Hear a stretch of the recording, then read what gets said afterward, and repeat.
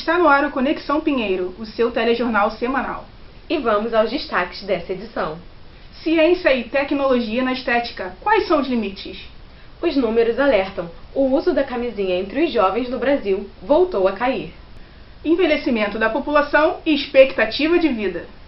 Mickey Mouse, destaque mundial de desenho animado há 90 anos. Os benefícios do Muay Thai para o público feminino. Dicas de culinária e atividades culturais. Tudo isso agora no Conexão Pinheiro.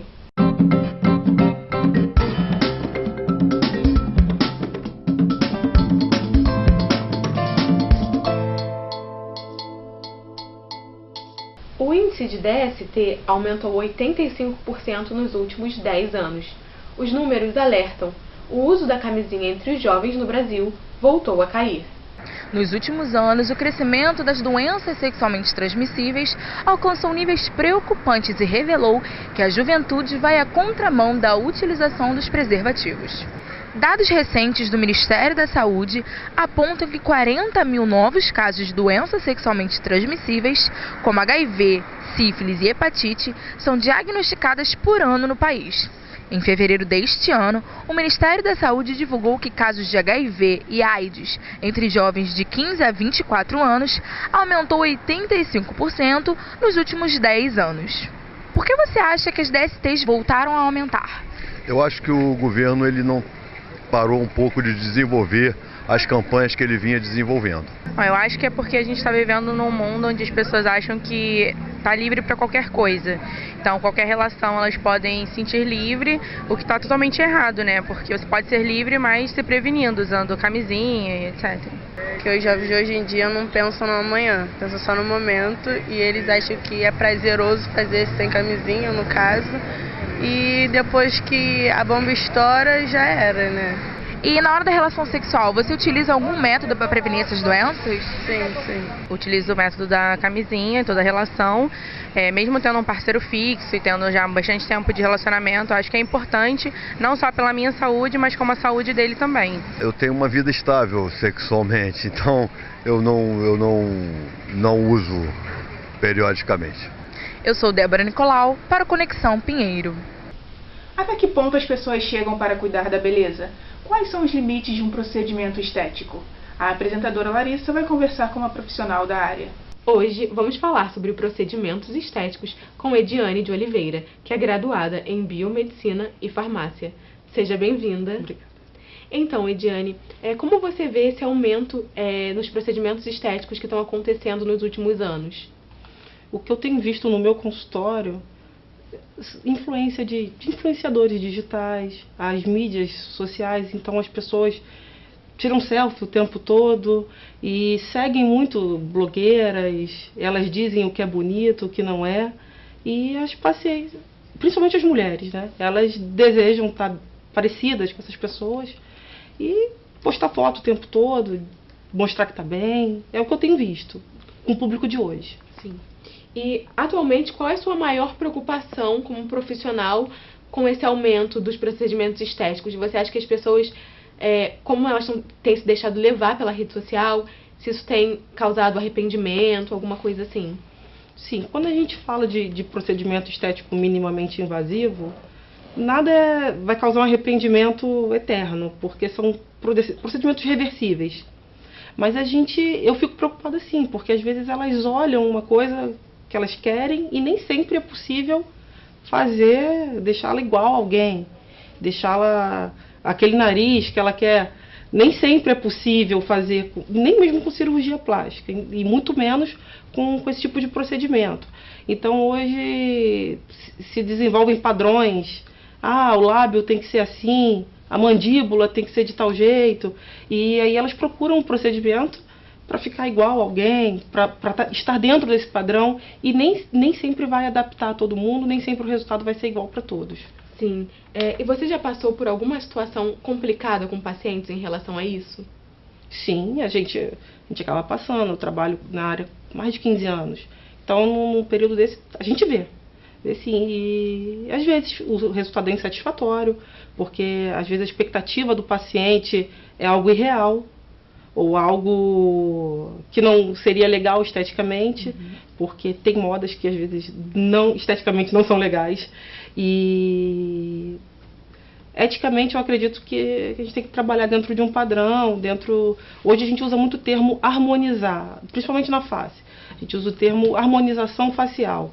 Então a gente faz modificações que deixam a face mais harmoniosa, mais bonita. E às vezes o que está na moda não é isso. É você realmente tirar essa harmonia toda, deixar uma área mais proeminente, alguma coisa que vai passar. Mas com os procedimentos são reversíveis, a preocupação maior é o momento, é o paciente não chegar no resultado que ele quer. Ou, muitas das vezes, o paciente que mente pra gente, que ele já fez um procedimento em um local, já usou um tipo de substância, que pode ter uma contraindicação de utilizar outra substância no mesmo local, porque às vezes o profissional anterior não quis fazer toda a modificação que ele quis, então ele procura outro profissional e esconde o que já foi feito. Então esse tipo de preocupação hoje, ela é real. Sim, e quais são as vantagens desse procedimento estético comparados a uma cirurgia plástica mesmo? Os procedimentos, eles são minimamente invasivos. Então, o procedimento em si é muito simples, né? Utiliza agulhas pequenas e a gente consegue fazer modificações grandes, sim. Consegue resultados bem legais. Levantar a ponta de nariz, fechar a aba nasal. O nariz hoje é uma coisa que tem sido muito procurado. Então, aumentar um queixo, aumentar o malar e até mesmo um lifting com fios, sem ter necessidade de fazer uma cirurgia. Tratamentos corporais, hoje você consegue diminuir bem gordura localizada sem necessidade de uma lipoaspiração. Vai demorar um pouquinho mais, mas se consegue um resultado legal se o paciente cooperar, né, dentro de um conjunto de coisas que ele tem que fazer. Então, é bem legal.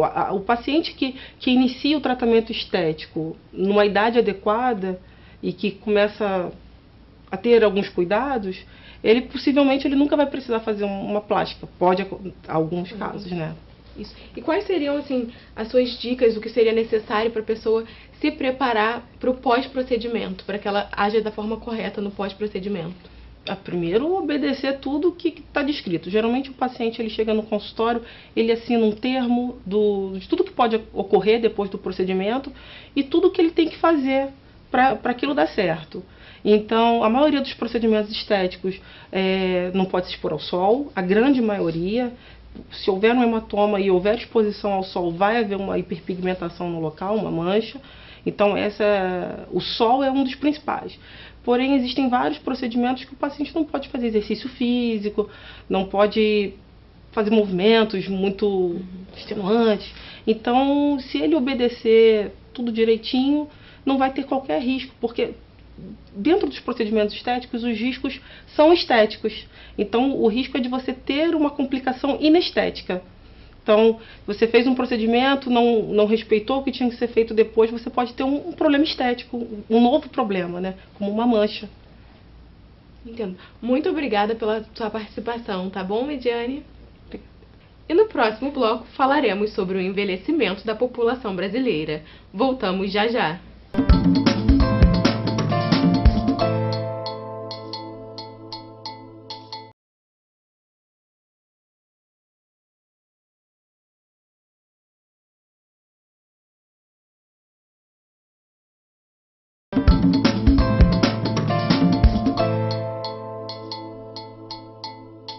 A prática de modalidades inspiradas em artes marciais vem ganhando o público feminino.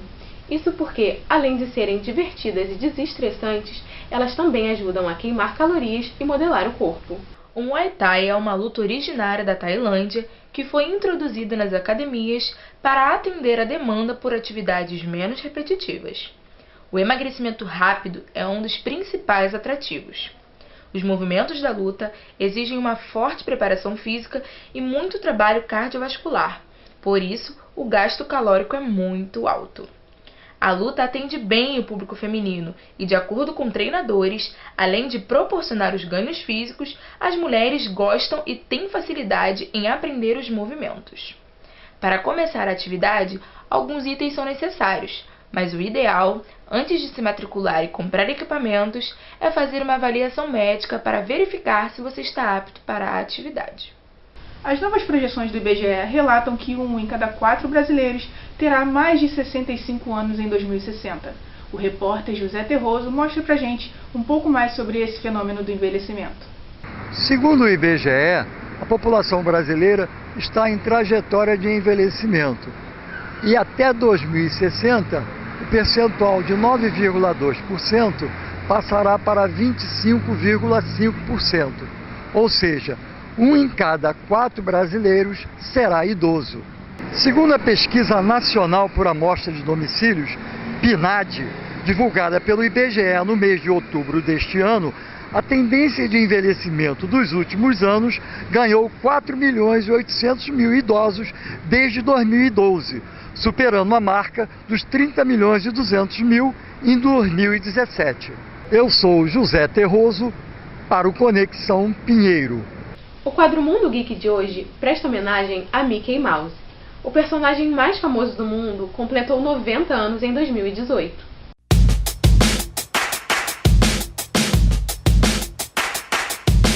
Um dos personagens mais amados da cultura pop comemora 90 anos em 2018.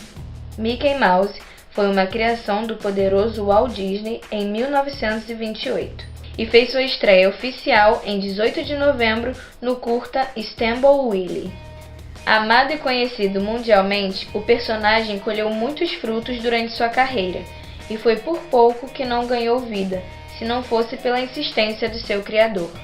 O icônico personagem da Disney participou de centenas de animações, HQs, ganhou brinquedos e teve um grande papel na cultura pop desde sua primeira aparição.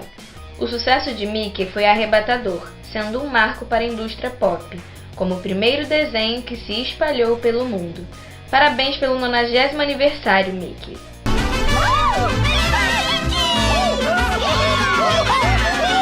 Veja ainda no próximo bloco culinária e dicas de cultura e lazer.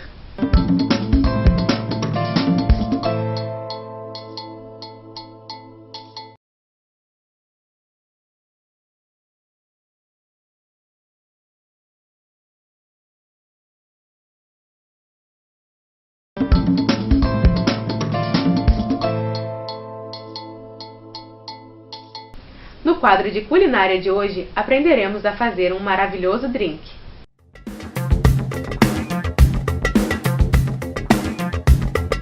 Fala galera, tudo bem? Meu nome é Alex Basílio, eu sou barman e hoje eu estarei montando um drink para vocês chamado Melon Drunk, tá? Acompanhem e venham comigo. Primeiro eu pego o melão, macero separado, tá? O melão é meio duro, então eu preciso um pouquinho mais de força. Em seguida eu pego o gelo para dar uma triturada junto com o melão, ok? Em seguida eu pego os tachos de limão, um tacho e meio de limão mais ou menos. Está muito grande, então a gente dá uma dividida. Agora macero os 3 elementos juntos, tá? Limão, gelo e melão. Reserve-os. Agora eu pego o gengibre. O gengibre eu costumo macerar separadamente, tá? Eu só vou ativar os óleos dele e vou batê-lo na coqueteleira depois para trazer o sabor. Divido o gengibre. Numa vasilha separada eu macero. Agora eu jogo ele dentro da coqueteleira onde estão o limão, o gelo e o melão. Dou mais uma trituradazinha no gelo. Aqui estão todos já devidamente macerados. Fecho a coqueteleira e faço um mix para juntar os sabores. Legal, agora estão todos devidamente harmonizados. Ok, agora eu pego o copo de dose, preparo 2 doses de vodka, tá? Aqui vai a primeira e aqui vai a segunda. Voltamos para o mix na coqueteleira. Agora vamos bater bem. No copo separado eu acrescento mais gelos, algumas pedrinhas a mais e voilà. está pronto um lindo e refrescante Melon Drunks. Agora o repórter Matheus Vicente traz pra gente dicas de cultura e lazer na nossa agenda cultural.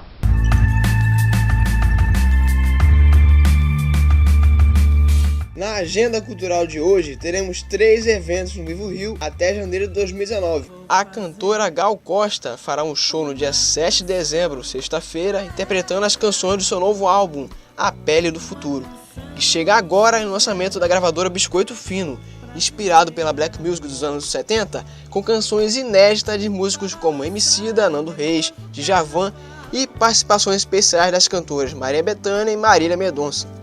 Já nos dias 14 e 15 de dezembro, Fábio Júnior retorna ao Vivo Rio para 2 noites recheadas de romantismo e clássico de sua carreira, com sucessos como Alma Gêmea, Caça e Caçador e Só Você. O artista é completo e é reconhecido como compositor, ator e apresentador.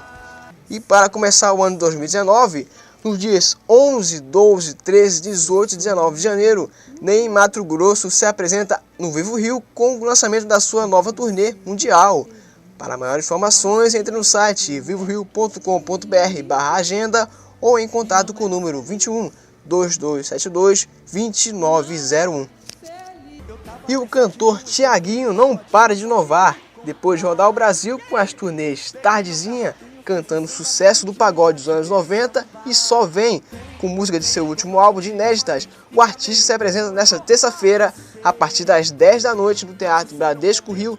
Os preços dos ingressos variam entre R$ 90 a R$ 180 reais. E esta edição do Conexão Pinheiro fica por aqui. Até a próxima, com muito mais informações. Tchau!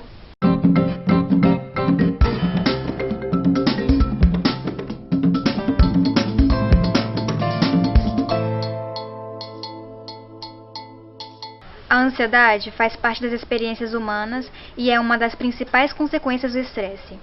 Podendo se apresentar de forma aguda ou crônica, é baseada como um estado emocional desconfortável acompanhado de uma série de alterações comportamentais e neurovegetativas. O número de tentativas de suicídio entre estudantes universitários tem gerado preocupação nas instituições de ensino superior. A ameaça ao desemprego, ao fracasso profissional, escolha de curso, entre outros, tem desenvolvido quadros de ansiedade e depressão entre esses jovens. Um levantamento feito pelas instituições federais de ensino superior mostrou que de 10 alunos, 3 já buscaram atendimento psicológico ao menos uma vez na vida. Trabalhar, estudar, o que quer que seja, está juntando uma porção de atividades para fazer. Se ela não está preparada, ela não tem condições para isso, não deve fazer. Então, pessoa, tenho que saber os meus limites. Tenho que tentar entender os meus limites, tanto físicos quanto emocionais. Diego conta que sua pior crise de ansiedade aconteceu dentro da faculdade. Eu estava em aula e uma pessoa foi o gatilho da minha crise de ansiedade. Eu comecei a ter falta de ar durante a aula e eu tive que sair. E um amigo meu me levou de carro para dar uma volta para pegar um pouco de ar. E aí eu comecei a chorar muito e tive muita falta de ar. Segundo ele, quem trabalha e estuda tem mais chance de desenvolver quadros de ansiedade, pois é muito difícil conciliar os dois. Você sai cansado do seu trabalho, vem para a faculdade, o estresse mental é muito grande às vezes, não só para professores, mas aluno, a convivência na faculdade também, e isso acaba gerando um cansaço mental muito maior. Um dos maiores desafios dos alunos é conseguir tempo para estudar, já que passam a maior parte do dia trabalhando. Eu acordo bem mais cedo, vou para o trabalho eu venho direto para cá, então passo a maior parte do tempo fora de casa, me alimentando na rua, preocupado com o horário. Então sempre tem uma certa pressão constante na minha cabeça com o horário, com responsabilidade, se torna o dia a dia um pouquinho mais difícil. De ansiedade todo final de semestre, né? Com a entrega de trabalho, a gente quer correr com os prazos para entregar tudo certo. Fico nervosa, fico estressada, acabo descontando nos familiares do meu namorado. Cansaço extremo, tudo isso vem acarretando com a falta de tempo também. Além de me dedicar, eu não tenho tempo para descansar. Na busca de uma solução para amenizar os níveis de ansiedade, alguns jovens resolvem tomar remédios por conta própria. Com a automedicação, há maiores índices de dependência aos remédios, assim como lesões graves, muitas vezes irreversíveis. Em alguns casos, ele vai precisar simplesmente de um atendimento psicológico e vai seguir a vida. Agora, buscar ajuda sim, automedicação nunca. sempre buscar o apoio de alguém, conversar com alguém que às vezes a gente não está se dando conta de que está pegando mais coisa do que é capaz de suportar. Para inúmeros brasileiros que vivem no país, o empreendedorismo é uma opção, tanto como fonte principal ou uma renda extra. Porém, em tempos de crise, empreender se torna uma necessidade. Mas você sabe o que é empreender? Ser empreendedor é você ter a capacidade de idealizar um projeto, coordenar, fazer com que ele aconteça. Mas de que forma? De maneira diferente do que o mercado está te proporcionando. Você ter a capacidade de inovação. Indo por este caminho de inovação e fuga do desemprego, surgem Sérgio Menezes e Tamires Gomes. O casal fundou uma gráfica online que produz almofadas, canecas e camisas. Eu estava saindo de um emprego, ela também já estava desempregada já há cerca de alguns meses, então a gente tinha que buscar alguma maneira de conseguir uma renda extra. Aproveitei o dinheiro que eu recebi da empresa que eu trabalhava e resolvi estar investindo então nessa área de personalizados. Comprei algumas máquinas para dar os primeiros passos e conseguir me manter financeiramente. Sérgio tinha expectativa de que o projeto não fosse apenas um trocado. E realmente, com o passar do tempo, a gente foi tendo uma demanda muito boa, né? Conseguimos ter bastante encomendas, conseguimos até mesmo entregar uma caneca para Fátima Bernardi no programa dela. Então, assim, acho que esse foi naquele momento o nosso ápice ali da nossa empresa.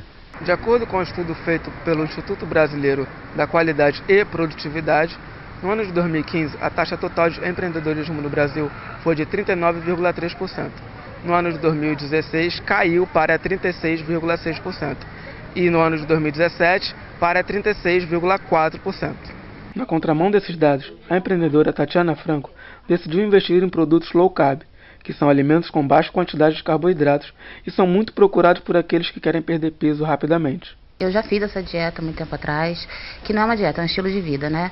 Você diminuir o carboidrato. E eu vi que era um nicho que precisava muito, que tinha pouco no mercado ainda, agora tem até mais. Para a instrutora de educação profissional Mariana Pamplona, o principal desafio de quem quer empreender é manter o foco, desenvolvendo habilidades ao longo do tempo e buscando sempre conhecimento. Qualquer um pode sim ser empreendedor a partir do momento que ele se predispõe a fazer uma coisa diferente, tornar-se diferente no mercado.